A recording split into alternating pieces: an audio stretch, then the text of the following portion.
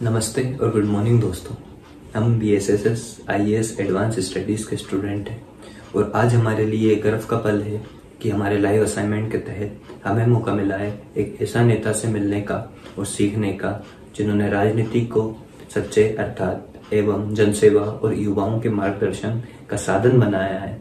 हम बात कर रहे हैं श्री सुरेंद्र शर्मा जी की, जो मध्य प्रदेश और भारतीय जनता पार्टी के प्रदेश अध्यक्ष हैं और अखिल भारतीय विद्यार्थी परिषद ABVP के राज्य मंत्री संगठन के रूप में युवाओं को दिशा नेतृत्व प्रदान करते रहे हैं।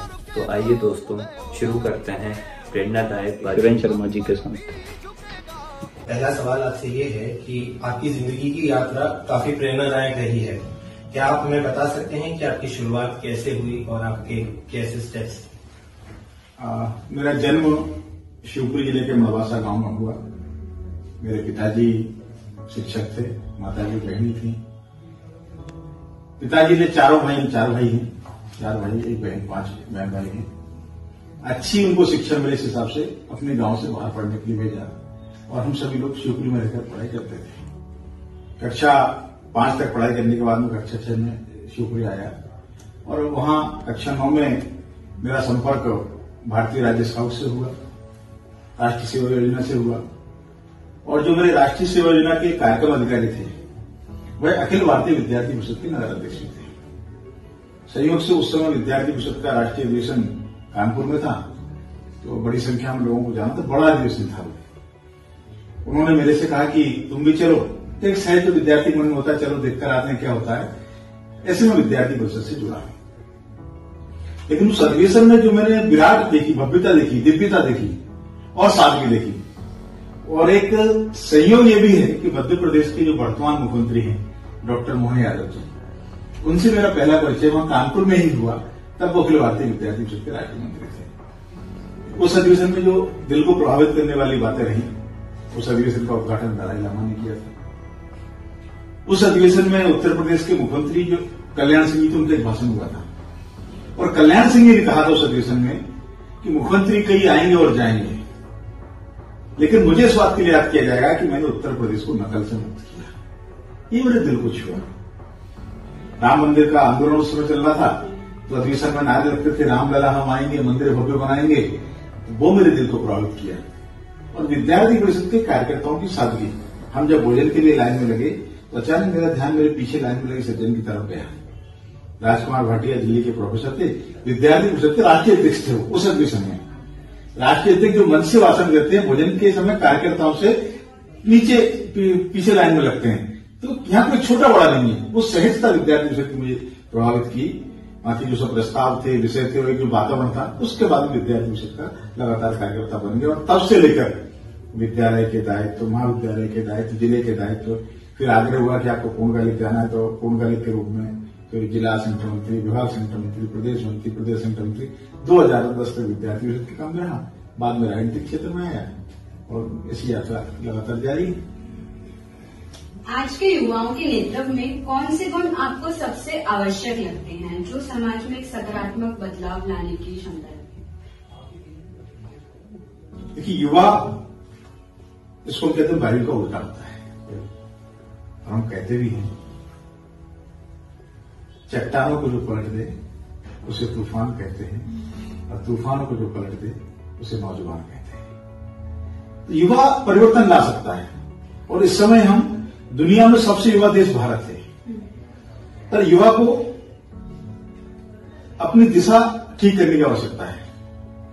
जीवन में एक संस्कृत का श्लोक है, उद्यम साहस धैर्य बुद्धि शक्ति पराक्रमा सडेत यत्र वर्तन्ते तत्र देव सहायक। आपको मेहनत करना पड़ेगी, आपको हिम्मत करना पड़ेगी, आपको धैर्य रखना पड़ेगा। कई बार हम देखते हैं 12वीं का विद्यार्थी रिजल्ट अच्छा नहीं आया, फांसी लगा लेता है, मनवांछित सफलता नहीं मिली, निराशा के गर्त में चला जाता है।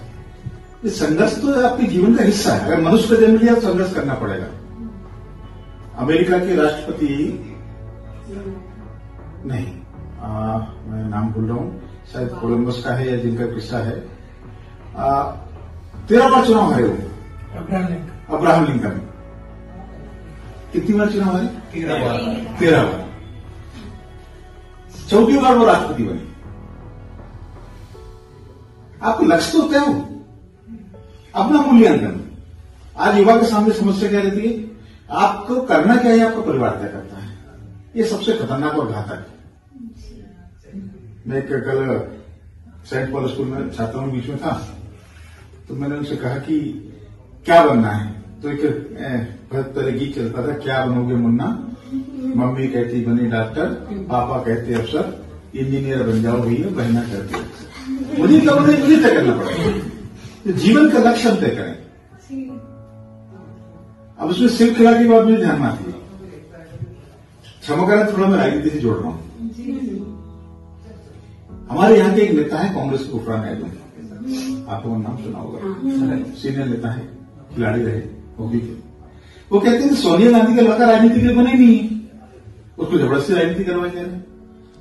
तो मुझे सिर्फ खिला की बात ध्यान में आती है कि आप मछली से कहो तुम पेड़ पे चढ़ो, वो गिलहरी से कहो पानी में तैरे, सफल होंगे क्या? नहीं होगा। वो गिलहरी से कहो पेड़ में चढ़ो, एक मिनट चढ़ जाएगी दौड़ के।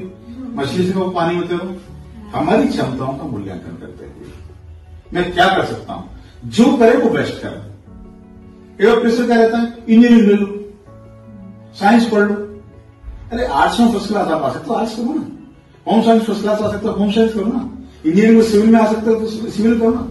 जहां हो वहां आपका बेस्ट परफॉर्मेंस नजर आना चाहिए, नंबर 1 होना चाहिए। तो युवाओं को यह संकल्प लेकर मेरे जीवन में जहां रहूंगा मैं सफलता की सीढ़ियां चलता जाऊंगा।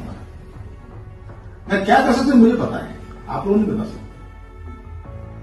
अभी आप मुझे कहो कि मैं 1 घंटे इंग्लिश में भाषण तो नहीं दे सकता, नहीं है मेरी क्षमता, पर हिंदी में दे सकता हूं। आप उससे गीत गाने को कहो तो बेसुरा ही गाऊंगा। तो अपनी प्रतिभा का मूल्यांकन करते हुए उस दिशा में जीवन में आगे बढ़ना, और जहां रहें वहां सफलता की और प्रयास करना, सफलता के सर्वोच्च पर पहुंचना, ये युवा का लक्ष्य होना चाहिए। हमारा आपसे अगला सवाल ये था कि आप कैसे सुनिश्चित करते हैं कि आपका कार्य केवल परिणाम आधारित न होकर जनहित और समाज के उन्नति से भी जुड़ा रहे। इसलिए आपके काम करने की सोच और प्रेरणा क्या है, ये महत्वपूर्ण है। आपने अगर मेरा सोशल मीडिया का स्टेटस देखा होगा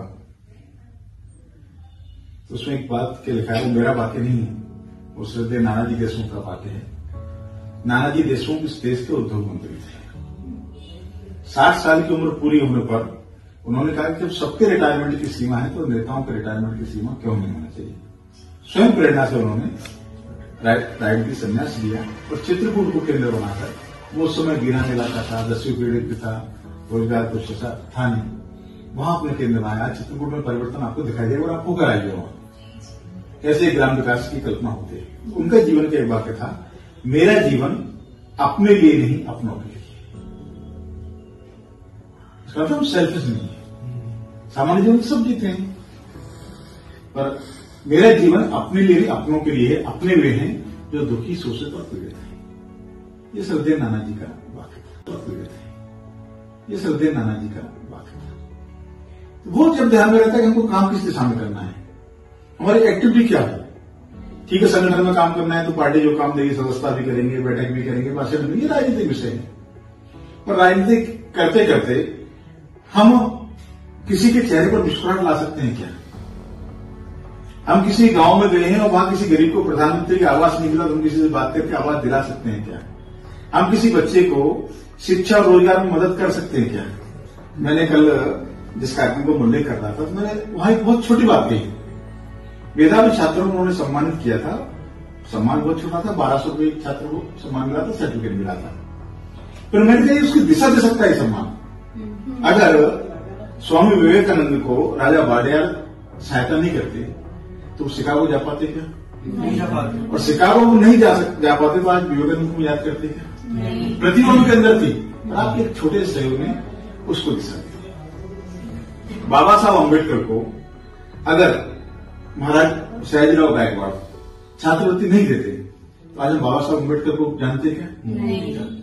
तो आपका एक छोटा सा सहयोग, छोटा सा प्रयास, हमारे माननीय प्रधानमंत्री नरेंद्र मोदी जी बहुत छोटी बात कहते हैं उसका अर्थ बहुत प्यारा है कि माना कि अंधेरा घना है पर दिया जलाना कहाँ मना है। यही तो प्रयास हमको करना है, उसी वही सोचकर हम काम करते हैं। जैसे आज के समय में विकास और परिवर्तन के बीच संतुलन बनाना कठिन होता जा रहा है, इस विषय में आपका क्या दृष्टिकोण है?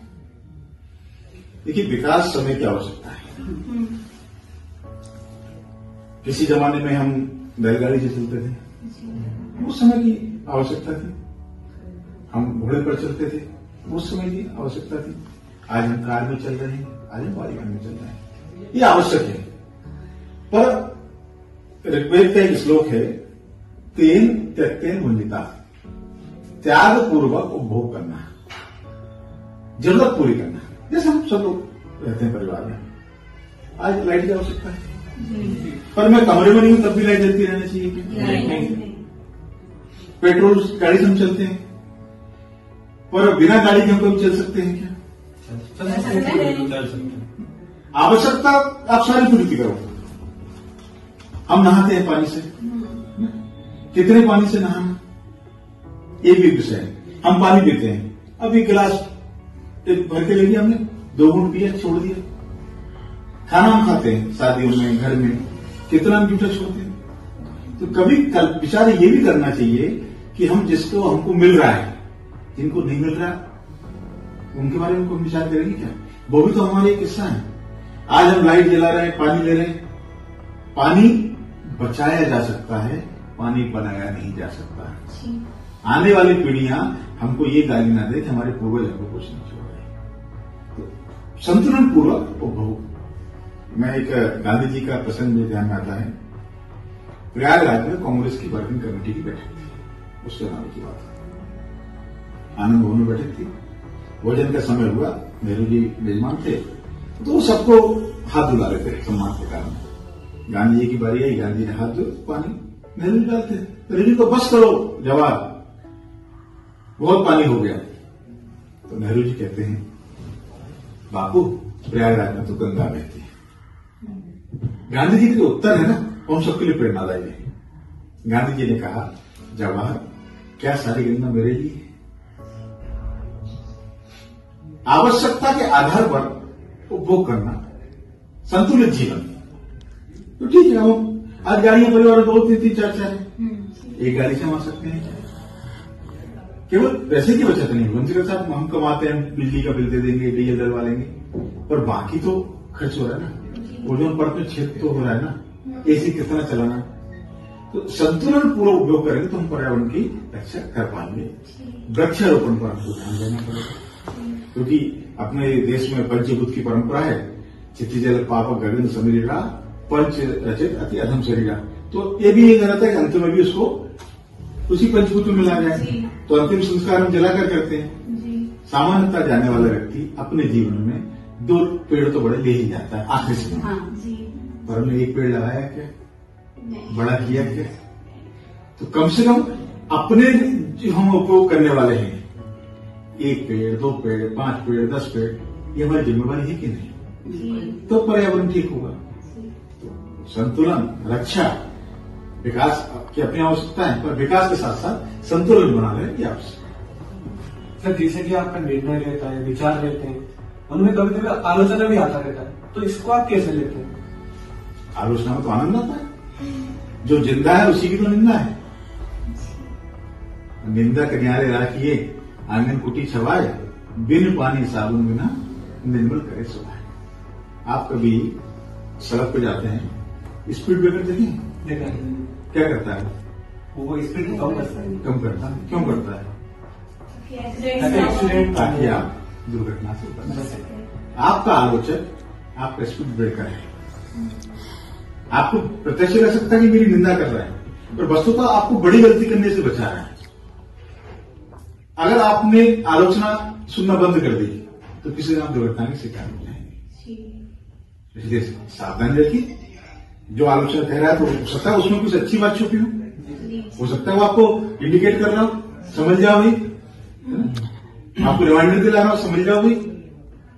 तो उसको स्वीकारना चाहिए बड़े मन से। और पंडित दीनदयाल उपाध्याय जी राजनीति में एक बात कहते थे कि राजनीति तो काजल की कोठरी है,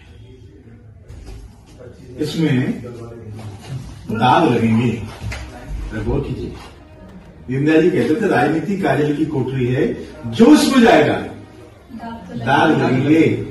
महत्वपूर्ण ये है, दाग आपके कपड़ों पर है कि दाग आपके शरीर पर है। शरीर पर है बाबू कपड़ों पर तो ठीक से रंग डाल दिए, क्या फर्क पड़ता है जी? ईश्वर सब देख रहे हैं ना। हमारी दो आंखें उसके खजाना हैं, उस पर विश्वास रखना चाहिए। नीति, नियत और दिशा से रहना चाहिए। भोपाल जैसे शहर में युवाओं के लिए अवसर बढ़ाने और उनके नेतृत्व इंदौर औद्योगिक राजधानी, उसकी कलीन सिस्टर कह सकते हैं। आने वाले समय आप देखेंगे भोपाल इंदौर नदी कारण, मेट्रो के कारण, हाईवेज के कारण उद्योग यहाँ रहे हैं, शासकीय अफसर यहाँ रहे। भोपाल में युवाओं के लिए रोजगार मिलेगा। पर मेरा युवाओं से कहना है, माननीय प्रधानमंत्री जी भी कहते हैं, हम रोजगार मांगने वाले न बने, हम रोजगार देने वाले बने। प्रधानमंत्री मोदी जी ने स्टार्टअप की नई योजना शुरू की है, आप उसका लाभ लीजिए, आप स्वयं का रोजगार शुरू करिए। और एक बात ध्यान रखिए, मुझे एक पुराना प्रसंग ध्यान में आता है कि एक व्यक्ति अंधेरे में बैठा हुआ था, उसके हाथ में टॉर्च थी। तो दूसरा व्यक्ति आज मैं क्यों बैठे हूं? उसने कहा मुझे 1 किलोमीटर जाना है, पर एक टॉर्च की रोशनी केवल 200 मीटर तक है, 1 किलोमीटर कैसे जाए? तो दूसरे व्यक्ति ने कहा, 1 कदम तो आगे बढ़ा, बाकी काम ये टॉर्च अपने आप कर देगी। तो टॉर्च आपके हाथ में है, 1 कदम तो आगे बढ़ाइए। रोजगार की मध्य प्रदेश में कोई कमी नहीं है, प्रयास आपको करना पड़ेगा, दिशा आपको करना पड़ेगा। सरकारी नौकरी भी मिलेगी, पर नौकरी के भरोसे मत बैठिए। आप जो कर सकते हैं, आज संभावना अनंत है। आपको लोन मिल रहा है, प्राइवेट सेक्टर में जॉब मिल रहा है। मैं ऐसे मेरे बच्चों को जानता हूं जो उसके भरोसे नहीं बैठे। सरकारी नौकरी के बाद 30,000 50,000 रुपये नहीं मिलता, आज स्वयं बेरोजगार के लाख रुपये महीने कमा रहे हैं। पुरुषार्थी बनेंगे। जिंदगी के सारे गम तू इसी में भूल जा, कर के लड़की खा डबल रोटी और खुशी से फूल जा। यहां तक सीमित मत रखिए, लक्ष्य बड़ा रखिए। इससे तो लक्ष्य बड़ा होगा तो जीवन हर क्षेत्र आपको सफल। हम हृदय से धन्यवाद करते हैं श्री सुरेंद्र शर्मा शिवपुरी जी का, जिन्होंने अपने व्यस्त समय में से हमें यह अवसर प्रदान किया। आज की बातचीत से हमें काफी कुछ सीखने को मिला, जैसे सेवा भाव कैसे होना चाहिए, अच्छे नेतृत्व क्या होना चाहिए, समर्पण और गहराई समझ में आए। आपके अनुभव, विचार और मार्गदर्शन हम सभी के लिए प्रेरणा का स्रोत रहेंगे। यह मुलाकात हमारे लिए एक प्रोजेक्ट का हिस्सा नहीं बल्कि एक यादगार सीख बनकर साथ रहेगी। धन्यवाद।